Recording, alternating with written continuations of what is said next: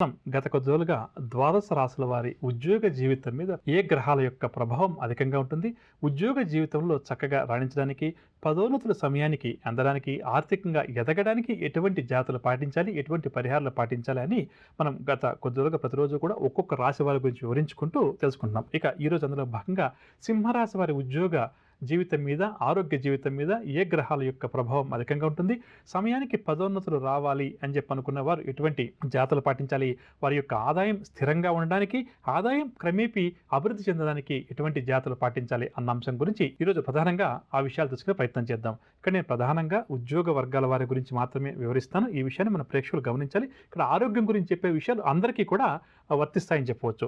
సింహరాశి వారి ఉద్యోగ జీవితం మీద శని గ్రహ ప్రభావం అధికంగా ఉంటుంది.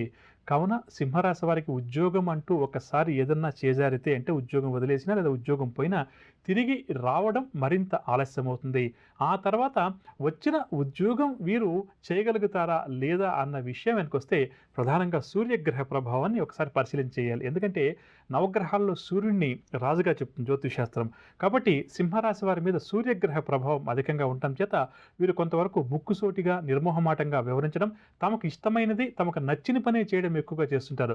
మరి ఒక ఉద్యోగంటూ సింహరాశి వారు ఎవరైనా ఉన్నప్పుడు అతని మీద ఈ శని సూర్యగ్రహాల ప్రభావం ఒకవేళ మంచిగా లేకపోతే, అంటే చెడుగా ఉన్నప్పుడు ఏమవుతుందంటే అతను వాళ్ళ పై అధికారులను ఏమాత్రం కూడా లెక్క చేయడు, లేదా తమ కింది స్థాయి ఉద్యోగులు తమ దగ్గర పనిచేసేవారిని ఏమాత్రం కూడా లెక్క చేయరని చెప్పొచ్చు. అంటే ఇష్టానుసారంగా ప్రవర్తిస్తుంటారు. వారికి ఏది నచ్చితే అది చేయడం, ఏది ఇష్టం ఉంటే దాన్ని చేయడం.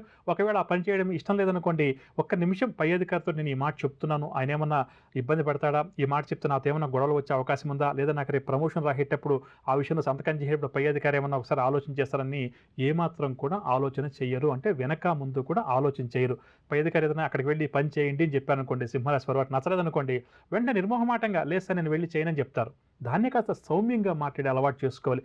లేదు సార్ నాకు వేరే ప్రాజెక్ట్ ఆల్రెడీ నేను చేస్తున్నాను కదా.